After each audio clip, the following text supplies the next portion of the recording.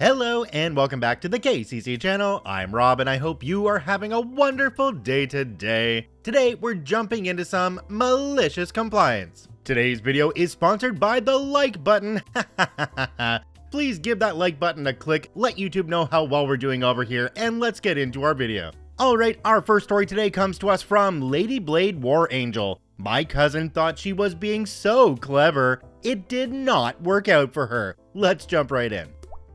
So here's a malicious compliance story that made my family laugh for years and still does. A good few years back, I was about 24 to 25 years old. I went to Cyprus with my grandparents to visit relatives. My grandparents originally came from there and moved to the UK when they were like 16. My cousin, 14 female, also came along. Now, it's important to mention that we're Greek Cypriots. Certain things are expected when we visit relatives, such as helping out with things if we can, and offering our help for whatever our host might be doing. It's also worth mentioning that I have a sight problem, but I'm extremely independent in spite of it. So we were visiting relatives, and every time I offered to help out, either taking dishes into the kitchen, bringing them out of the kitchen, washing up, even getting a glass of water, I kept being told to sit down, they could handle it. I didn't understand why, as I'm perfectly capable. I thought it might be to do with my eyes. One day, we were visiting a great auntie of ours who owns a little summer home by the sea, not too far from where we were staying. Now, when we visit this auntie, I always go swimming. She's literally not even a couple minutes away from the sea. Now, as I went to offer my help to my great aunt, I hear my 14-year-old cousin talking to her in Greek. Another important note, I can't string together a sentence in Greek. My father is English and had something against us speaking Greek. But although I'm not a fluent speaker, I can read, write, and understand Greek. My family doesn't know this. They assume that because I'm not a fluent speaker, that they can basically hide their conversations between other people. My cousin was telling my great aunt how clumsy I am, how stupid I am, how I'm a little soft in the head. She was saying it in Greek. She thought I couldn't understand her. But I knew exactly what she was saying. Even if I couldn't string sentences together myself, I knew what she was saying about me. I added 2 and 2 together and realized my cousin was very obviously telling all my relatives this. She did it because she thought she'd get praised if she helped bring out the food without me. I was angry, but I knew the perfect revenge. We ate lunch, and after we were finished eating, my great aunt asked my cousin for her help to take the dishes in and do the washing up, as she'd been on her feet most of the morning preparing the food. My cousin looked at me, knowing my great aunt couldn't speak English, and said, "Hey OP, Auntie needs help taking the plates in and doing the washing up," because now she was bored and expected to run off to the beach and leave me doing the hard work of cleaning up after. So I looked at her and said, "But I'm too stupid and clumsy and soft in the head to help Auntie out. Besides, she asked for your help, not mine." She went pale, realizing I knew what she'd said, but she doubled down. "I helped bring everything out. You could help take it all in." I laughed at her, picked up the book I'd brought with me, and got up from the table, grabbed the towel I brought with me, and went to walk off. My cousin started whining to my grandparents that I wasn't helping her. My grandmother looked at her and said, "You made your bed, now you lie in it. Your cousin caught you lying about her, and now she can go to the beach while you help your aunt." My cousin went completely white then. So I went to the beach, swam for 30 minutes, then chilled out on a deck chair reading my book under the shade of a nice umbrella.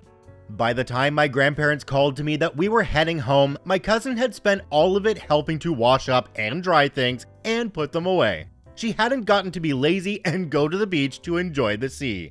I could have helped her. I simply decided that I wouldn't, as she never earned my help. Since then, every time we went to a relative's home and she was asked to help, I watched with a smirk on my face. To this day, I'm 37 this year, I still won't help her. She made out I was incapable to people, so now she suffers the consequences. It's the malicious compliance that keeps on giving to me. OP added an edit onto this one at the bottom. It says, "Answers to some common questions. 1. I was born with congenital cataracts and I'm 85% blind. 2. This didn't actually start out as something to carry on for years. I don't actually carry it on myself either. It started out as a consequences for her actions type of lesson. The family picked it up because she wouldn't admit to the lie and no one liked her lying. They don't actually make her do extra chores when I'm not there, as the whole thing started because she said I was incapable. So the family basically told her she had to help her incapable cousin. 3. The family carried it on until this point because she refuses to admit to the lie. To this day, over a decade later, she still says that I'm incapable, clumsy, soft in the head to any relatives that will listen. She's now a full-grown adult who refuses to let go of the lie, so the family has kept up her narrative because she won't let it go. 4. Some people have asked if my grandmother knew what was going on before I confronted my cousin. She did not. After I caught her lying about me and used her words against her, my grandmother straight away asked my great aunt, in front of us both, if my cousin had said that. My great aunt confirmed it, as she didn't know my cousin was actually lying.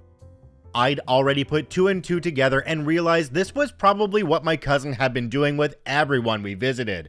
My grandmother was one of 10 siblings that made it to adulthood, and my grandfather was one of 6 siblings that made it to adulthood. We visited a lot of relatives. So once my grandmother found out my cousin had done this at my great aunt's, my grandmother dug around and found out what I'd already guessed. When my grandmother asked exactly why she thought it was okay to do this, she doubled down and basically claimed it was true.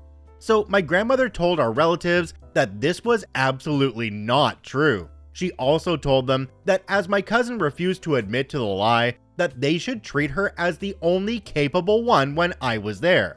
If she wants to lie about her family, my grandmother asked they act towards her as if the lie were true.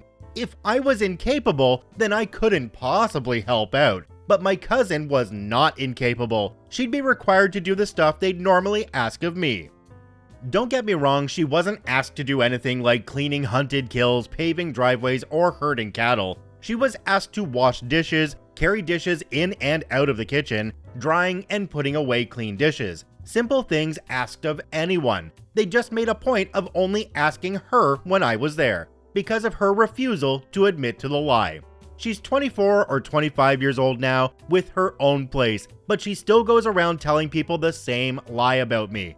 My grandparents didn't know about it until I confronted her with it. They just made a reactionary choice when they found out what she was doing. Wow, OP's cousin must be swimming in a sea of regret. She might still be salty about it all these years later. She's probably cried an ocean of tears, and the tide certainly turned in OP's favor. If you think about it though, she didn't have to be such a beach about it. She could have just clammed up and been okay. But the fact that she still lied is kind of fishy to me. In fact, she sounds like she could be quite crabby.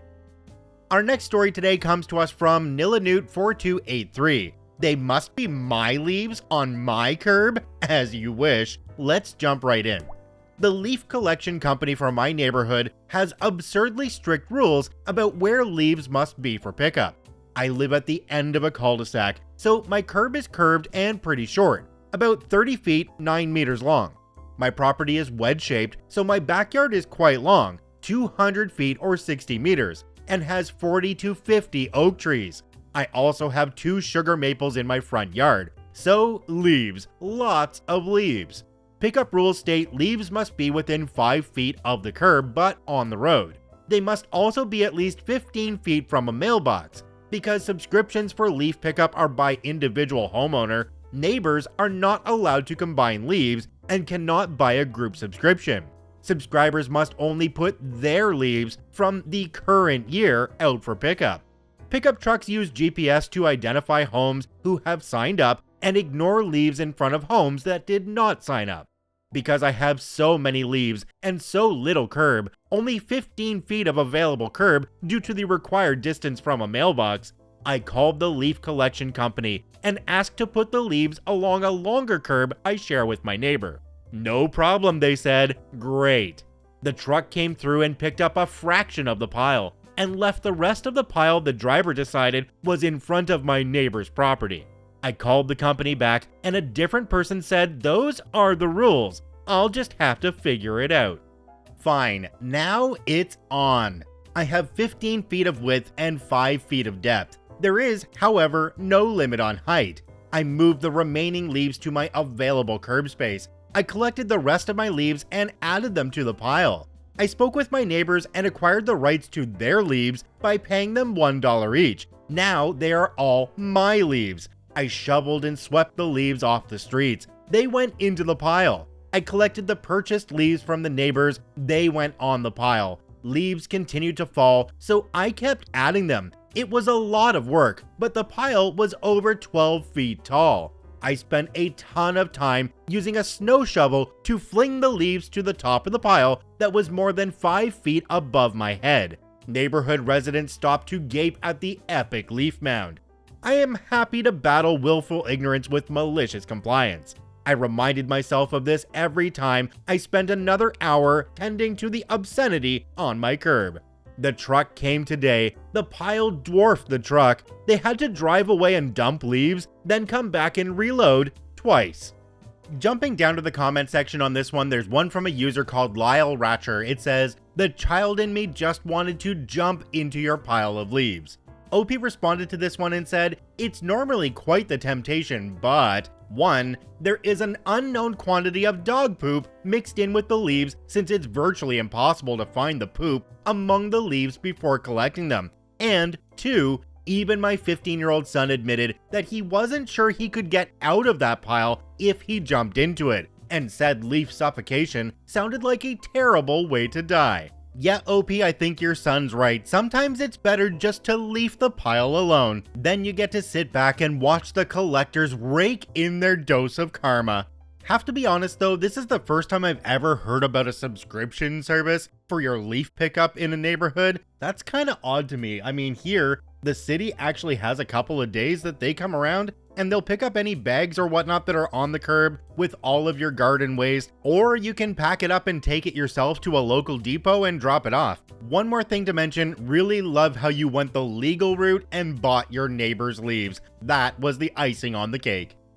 Our next story today comes to us from OKFishing6604. Free pumpkin pies for everyone. Let's jump right in. This is a story from many years ago when grocery stores were closed on Christmas and Thanksgiving. I worked for a small chain of grocery stores in the mid-Atlantic in the deli. Santoni's shout out. A day before Thanksgiving, the bakery manager asked if anybody from our department would be willing to stay and work all night, just baking pumpkin pies for orders. We were open the day before Thanksgiving till 4, then closed Thanksgiving. I volunteered as I was a college student on Thanksgiving break. I came to work that night and was left a note about temps, timing, and packaging, but no numbers or quantities. This made me nervous, so I called the manager at home and said, "How many pies do you want me to bake?" She told me to keep baking until she came in, and I questioned that, asking how many pies exactly do you want me to make? She, obviously irritated, told me that I didn't need to worry about how many, just keep cooking until she came in at 5. Okay. Cue malicious compliance. I loaded a 6-wheeler cart with frozen pies, put them on trays, and started baking. As the pies were baking, I prepped racks ahead of time and folded boxes while pies cooled. I was a logistical savant. Everything went perfectly, and I was a machine operating at optimal efficiency. By the time she came in at 5, I had cooked every pumpkin pie in her freezer. She lost her crap. "What the hell is going on? What am I supposed to do with all these pies? You cooked over 400 pies, and I only have orders for 100? The store manager, hearing the commotion, came over and asked what was going on. She said, "She cooked every pie we have in the store, even the Christmas ones. What am I supposed to do with all these pies?" He asked, "Why did you cook all the pies?" And I told him she told me to. He asked her if that was true, and she said, "No, well, I told her to keep cooking till I got here, but nobody's ever cooked that many before. I didn't even think it would be close." "Then this is on you," he replied and walked away. The best part was that since we were closed the next day, the employees were allowed to take all the leftover bakery items home with them. I took home 10 pumpkin pies and multiple bags of bread and rolls. Every other employee in the store was very, very grateful.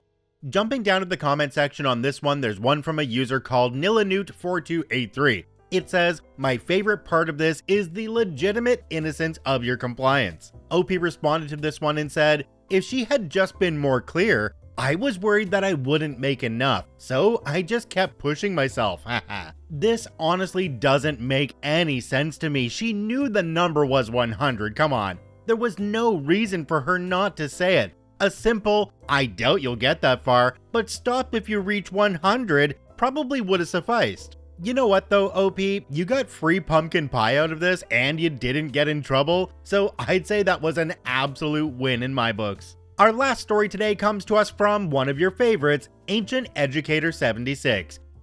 Oh, you're gonna replace what I ate? Let's jump right in. So here we go again at Mendy's drive-thru. This one started in the drive-thru, then ended in our lobby. I got to witness my manager, we'll call him Bruce, being petty AF. Straight sassy. A customer orders one of our smaller burger meals, including one of our smaller patties, to eventually eat in the lobby. The junior bacon cheeseburger comes with a small, hot 2-ounce patty, cold cheese, cold lettuce, hot bacon, cold tomato, cold mayo. See where I might be going with this? The repeat customer definitely didn't. It's crucial to eat this burger within a couple minutes of receiving to really enjoy the burger. So anyway, we hand out the bag of goodies. Then we see him 10 minutes later walk in the lobby with the bag in his hand open, losing all that crucial temperature. He sits down. What happens next is something I could only describe as, a la Tom Segura, weird crap. I mean, for like the 1930s it would have been normal, but this dude whips out a newspaper from seemingly nowhere. Like seriously, he was only holding a paper bag saying Mendy's, flaps it open like he's in the movies, finagles a monocle out of his shirt pocket, actually uses it, and about 10 minutes later, he takes a bite out of his now room temperature burger. Yes, we all watched. Like, there were customers galore in the drive-thru, but this was a sight to see. I then returned to my duties. About a picosecond later, time flies, Steampunk Stu approaches the counter with the fervor of a kid asking us for a free toy with a more than half-eaten burger in tow. This meat was cold, man. The dichotomy of his talking with a mouthful of food while being dressed to the nines paralleled how his burger was supposed to taste, hot and cold. And he was talking to Bruce, so he meant man, just to add to the schleppiness of his overall vibe. Bruce asked him, at the risk of getting further pummeled by chunks of drippy chunks of mouth meat, to repeat himself. He stood there chewing for an awkwardly long amount of time. The meat, it's flunkin' cold. Bruce begins to Mendy-splain that the smaller burgers, even at their very hottest, rapidly react with the very cold lettuce, mayo, and tomato. You ordered the burger an hour ago. If you don't plan on eating it right away, we can always... Stu interrupted to shout, I can't eat this crap. Sir, you're eating it right now. Oh, you're gonna replace what I ate? I have my rights. I know how it is. Bruce started to reply, but you ate. Then he had a malicious compliance epiphany. Okay, we'll replace what you ate.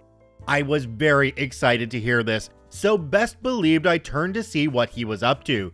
I was so excited. Usually it's me who commits some malicious compliance and Bruce is the chill one, but not this time. You see, Bruce is a true neat freak. We're like the odd couple, and evidently being spit on made Bruce very malicious, Bruce style. I couldn't wait to see what he was about to do.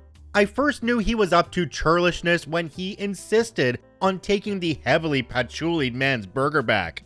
Oh, it was glorious. Never before had he looked so handsome, so debonair, as when he double-gloved to take this man's burger, put it on a wrapper, and assembled an identical burger which he cut perfectly to match the other 40% of the burger that Stu hasn't eaten.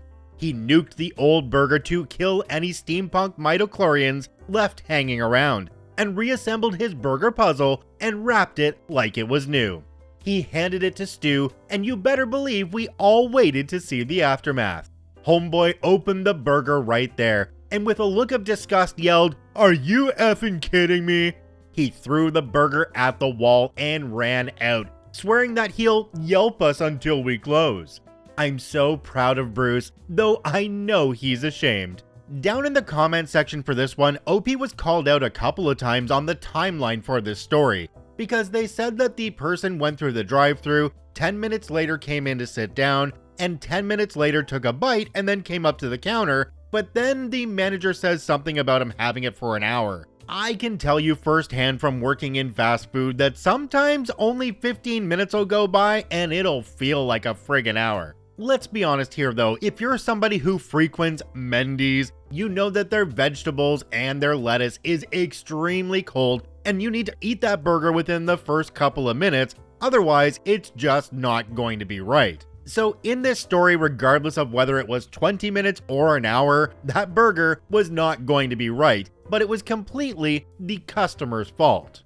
I think the only thing that could have made this better would have been if Bruce took a bite out of the new burger and then jammed it together with the customer's leftovers to create one full burger. That would have been real malicious compliance, but it probably would have gotten him fired too. Check out all 4 OPs linked in the description down below. I thank you for watching. I hope you have a wonderful day, and we'll see you tomorrow.